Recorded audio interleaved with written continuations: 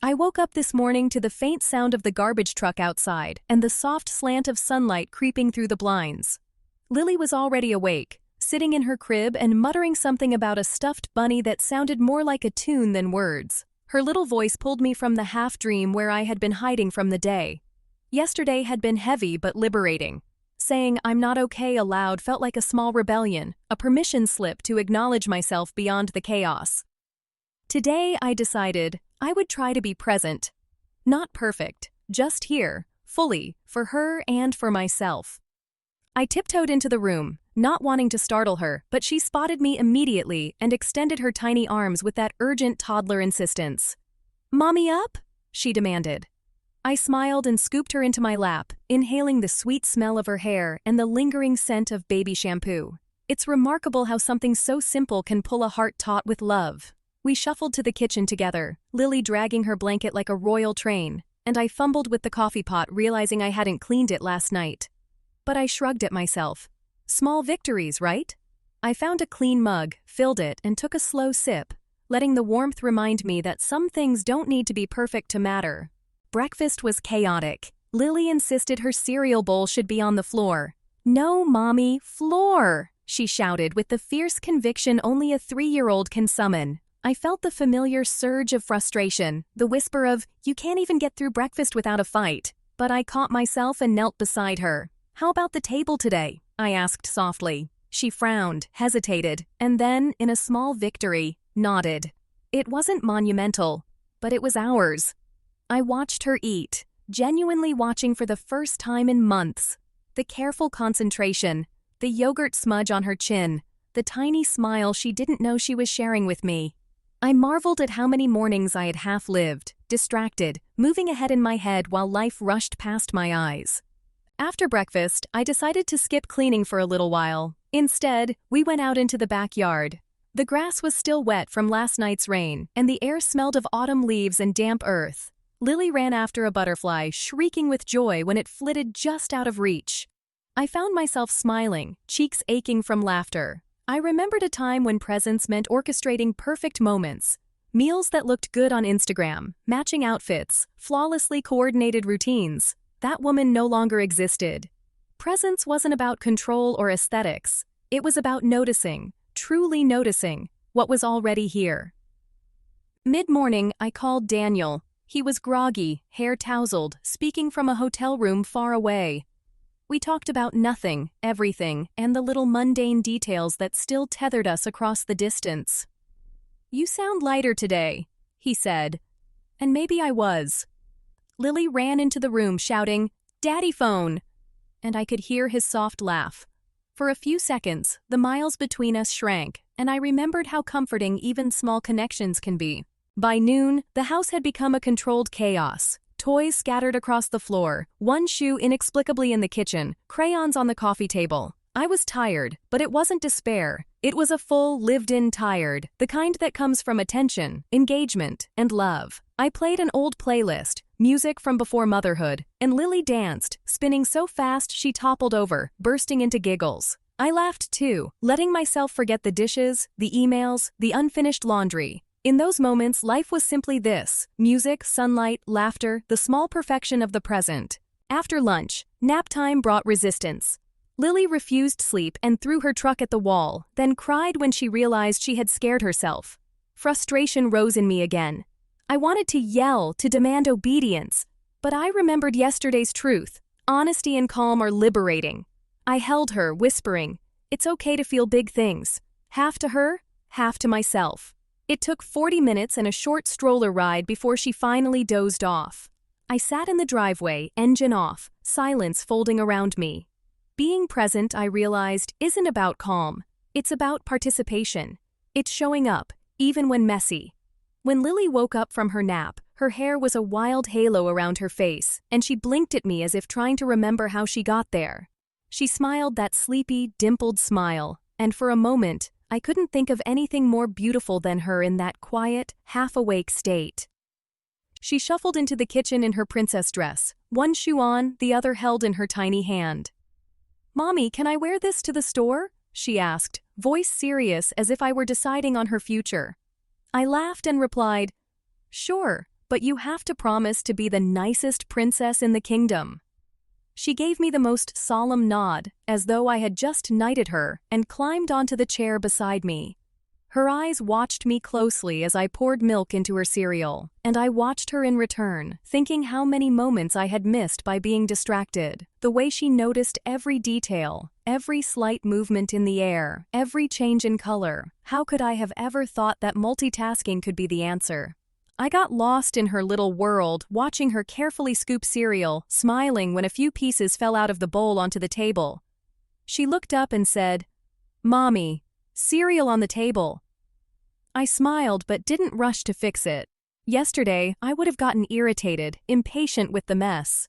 But today, I decided to leave it. The milk spilled over the edge, and instead of cleaning it immediately, I just let it be. Sometimes presence means letting go of the need for perfection.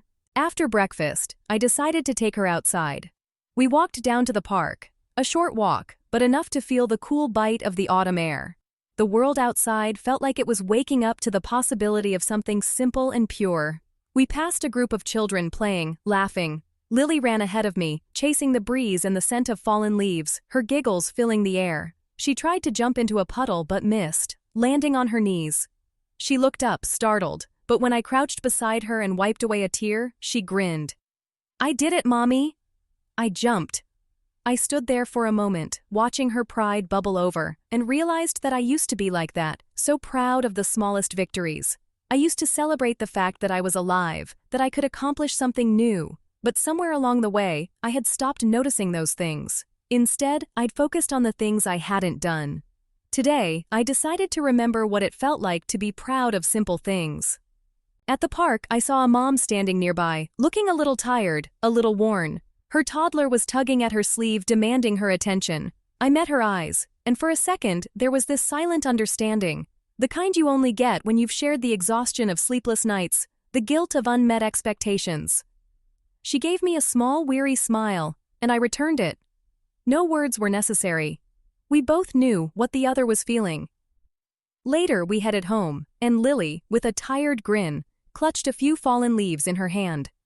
She was quiet, as if the day had worn her out in the best possible way. I smiled as I held her hand, thinking about how much I wanted to hold on to this moment. Not the grand, perfect moments, but the quiet, in-between ones that make up the majority of our lives. By the time we got home, it was already dinner time, and the house looked like a tornado had passed through. Toys were strewn across the living room, the couch cushions were on the floor, and the kitchen. Well, the kitchen had been forgotten again. But I wasn't bothered. Not today. I had decided that it was okay. This is what real life looks like. Not the staged, perfect spaces we often see online, but the lived-in, messy version. Lily asked for cheesy toast, and I gave in because, honestly, I didn't have the energy to fight over another meal. She ate happily, crumbs all over her face, while I sat across from her, thinking that there was beauty in these tiny moments. Beauty in the chaos, in the mess, in the simplicity. After dinner, I pulled out the music again. I played one of my old playlists, something from before motherhood, before the laundry and the emails. Lily immediately started spinning around the room, her dress flying out in a perfect little circle as she twirled with abandon. I joined her, though I hesitated at first, the adult side of me warning that I had dishes to do, that the evening was slipping away, that there were things to be done. But I pushed all that away and danced with her instead. And for the first time in a long time, it felt right.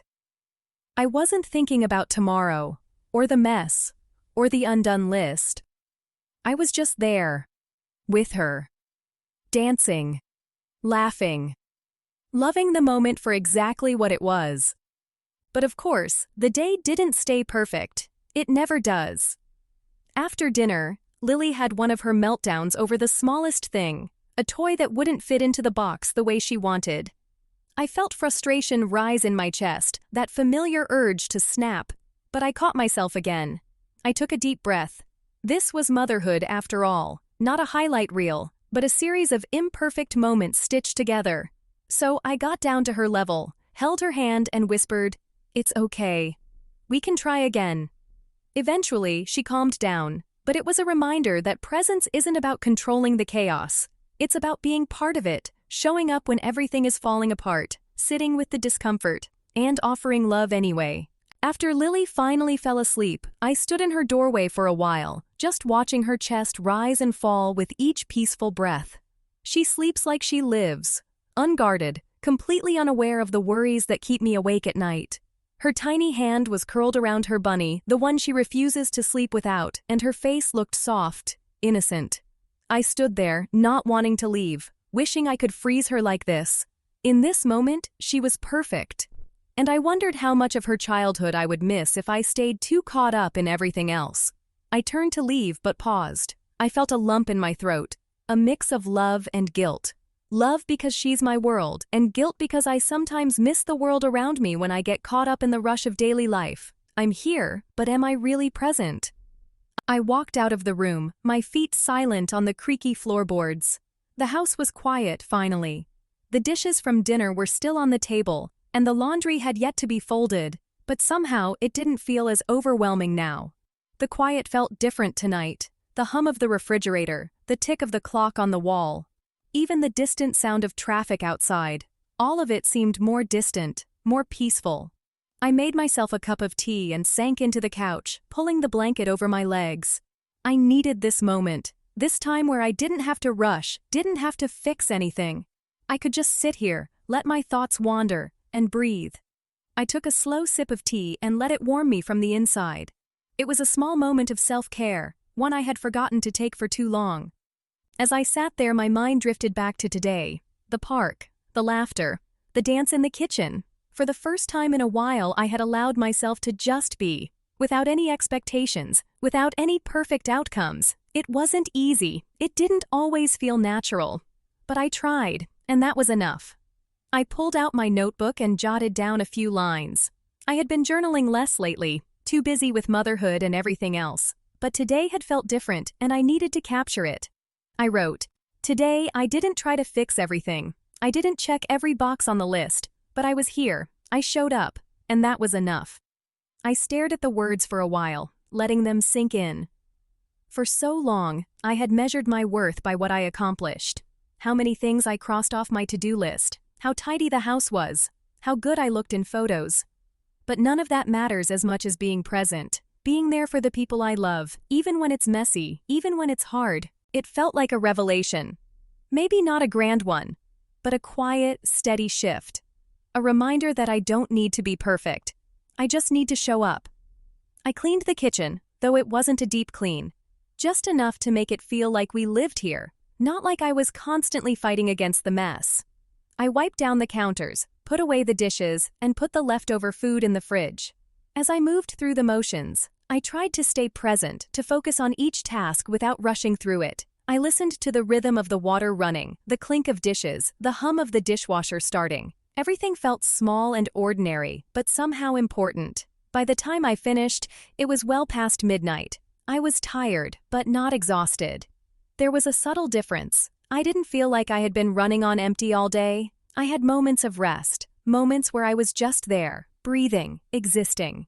And that was the kind of tired I could live with. I went to bed and climbed under the covers, my mind still swirling with the lessons of the day. Mark was already asleep, turned toward the other side of the bed, his breathing steady.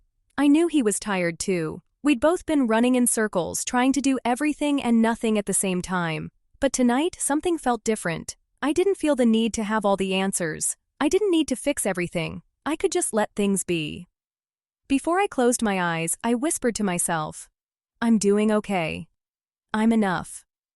The words felt strange, like a new mantra I was still learning to believe. But it felt good to say them, even if I didn't fully believe them yet. Maybe tomorrow I would. Maybe someday soon. I woke up this morning to the soft light streaming through the blinds. It wasn't the harsh morning light that makes you feel like the day is already demanding something from you. No, this light was gentle, the kind that tells you it's okay to linger for a few more minutes, that you don't have to rush.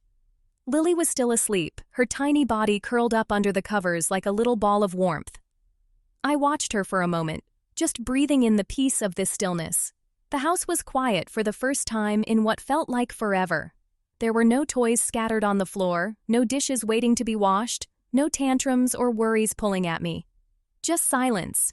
And in that silence, I realized how often I rush through these quiet moments, always looking ahead to what's next. I pulled the blanket tighter around me and closed my eyes for a few extra minutes. The world outside felt distant, far away. It was just me and this small, perfect moment.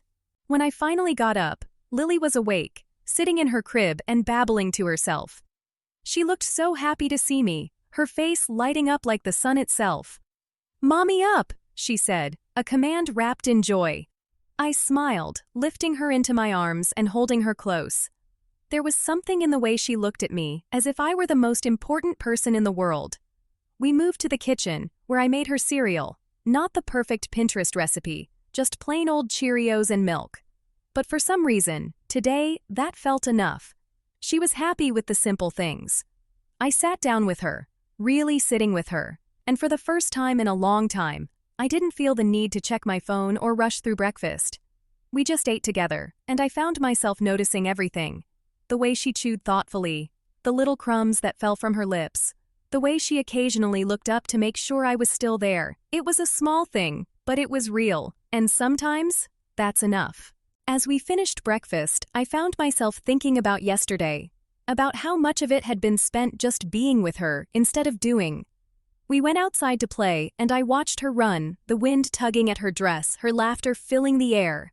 There was no agenda, no hurry, just us. I thought about how many times I've rushed through moments like this, the moments that really matter. The messes, the laughter, the small victories. Those are the things that stay with you. Those are the memories.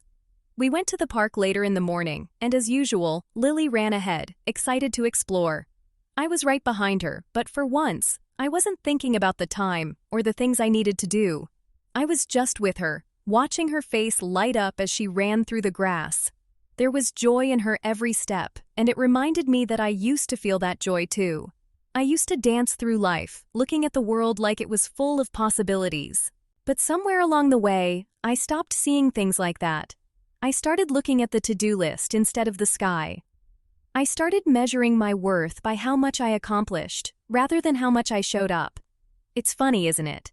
We tell ourselves that we have to do everything perfectly, but the truth is, the messy moments, the ones that don't go according to plan, are often the most beautiful. They are the ones that make life real. Later, as I watched Lily chase a butterfly, I realized something else. We don't need to be perfect to be happy. We don't need to be the best at everything. We just need to be present. We need to show up for the people who matter, even if it's messy. When we returned home, the house was a wreck again. Toys everywhere, crumbs on the floor, laundry that had been left untouched for days. But this time, I didn't care. I didn't feel the weight of it pressing down on me. I knew that I could clean later. Right now, I needed to be here, in this moment, with my daughter. Dinner came quickly, and as always, it was chaos. Lily insisted on cheesy toast again, and I gave in. She ate happily, crumbs all over her face, and I couldn't help but laugh at how simple things made her so happy. After dinner, we played together, a game of pretend that didn't make much sense, but we both enjoyed it. I let go of the idea of being a perfect mom for a while. I didn't care if I was doing everything right, I just cared about being there, being present. When the day ended and Lily was asleep, I sat down to reflect. I realized how often I have measured my days by the things I've crossed off a list, how often I've tried to fit into a mold that wasn't made for me. But today, I was reminded that it's okay to let go of that. It's okay to not be perfect. In fact, maybe that's where the beauty lies, in the imperfections. I looked at my phone for a moment and scrolled through social media. I saw the usual posts. Perfect mornings, perfect meals, perfect lives. And I realized, with a small sense of peace, that I don't need to compare myself to that. I don't need to try to be anyone else. I just need to be me. As I lay in bed that night, I thought about tomorrow. Maybe it will be messy. Maybe it will be hard. But I also know it will be real. And that's enough. I whispered into the dark, "I'm doing my best." And that's enough. The words felt right, like a quiet affirmation that I could carry with me into tomorrow. And with that, I closed my eyes, letting the quiet hum of the house lull me to sleep. For the first time in a long time, I didn't feel the need to do it all. I just needed to be here. and that felt like enough.